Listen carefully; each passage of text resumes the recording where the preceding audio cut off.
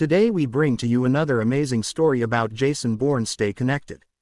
The British filmmaker Paul Greengrass and the Hollywood film star Matt Damon are sitting in a suite at the Corinthia Hotel in central London talking about the opening scene of their new film, a bruising fight in the punishingly visceral style for which the pair have become justly celebrated.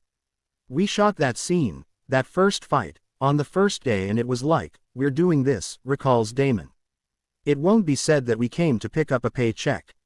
We're going to give it absolutely everything we have." 15 years ago, when Damon had just turned 30, he signed up to make an intriguing thriller based on a Robert Ludlum novel about a mysterious trained killer suffering from amnesia and in the grip of an identity crisis. He had just done several films, including All the Pretty Horses and The Legend of Bagger Vance, which had turned out to be box office flops. There were problems with the thriller. It was held back from release. There were reshoots and the editing process was fraught and lengthy. Seldom good signs. But in the event, the Bourne identity was pacey, atmospheric, and it seemed to strike an emphatic chord in the uncertain days of the post-9/11 era. It was a one-off film. Damon had not signed up for another.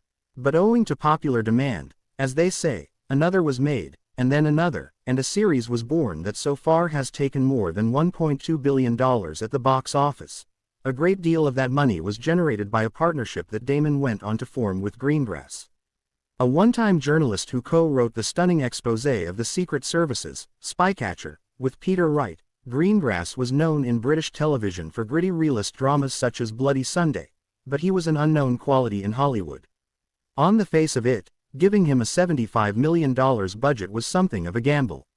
Yet the Bourne Supremacy confirmed that Jason Bourne was a modern-day rival to that other JB, James Bond, only tougher, more troubled and completely unbothered about whether his martini was shaken or stirred. The pair reunited a couple of years later for the Bourne Ultimatum, which was a massive worldwide hit. These films were tense, earthy and psychologically dark. Together, they created a global audience of devoted fans. With their astonishing fight scenes and taut, near-speechless main character, they set a new standard in action films to which the 007 franchise, with a muscled-up Daniel Craig, felt compelled to respond. But by the time the $442 million grossing Ultimatum hit the screens in 2007, both Damon and Greengrass felt the drama had run its course. As Greengrass later put it, "I discovered in my heart I didn't have another one in me." Damon was even more conclusive. "We have ridden that horse as far as we can," he said. "For me, I kind of feel the story that we set out to tell has now been told." However, Hollywood abhors a vacuum, particularly when it comes to highly lucrative franchises, and Universal, the studio that owned the rights to Ludlum's character, had to produce a Bourne movie or lose its auction. So a fourth film was made, The Bourne Legacy, that contrary to the title's implicit promise didn't feature Jason Bourne or the actor, Damon, who played him. Instead, the lead character was called Aaron Cross and was played by Jeremy Renner, but otherwise the plot dynamic was so similar as to make you almost forget that Aaron wasn't Jason.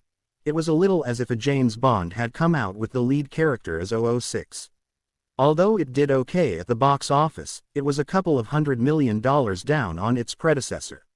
Nevertheless, Damon remained insistent that he wasn't going to do another Bourne unless Greengrass directed, and Greengrass was equally insistent that he wasn't going to make another one. But this is the movies, and when someone makes a definitive statement like that, you just know the next scene will show them doing the opposite. So here we now are with a new Jason Bourne film called, with Ronseal-like literalism, Jason Bourne. And here are Greengrass and Damon sitting back with a look of satisfaction, a tough job completed, listening to me read out all their past quotes about not doing another Bourne film. What happened to their previous stance of no going back? "Shall I answer that one?" asks Greengrass, who, in his black t-shirt and long silver hair, has the look of a man who is about to enjoy an extended period of relaxation. "Sure," says Damon. "Well, all that was true," Greengrass says. "Yeah," says Damon, suddenly keen to chip in. "I want to just say that at the time I said that, that was true." Greengrass explains that it was Damon and his editor, Christopher Rouse, who co-wrote the script for Jason Bourne with Greengrass, who persuaded him that there was a film to be made. What changed Greengrass's mind was the realization that the world had changed.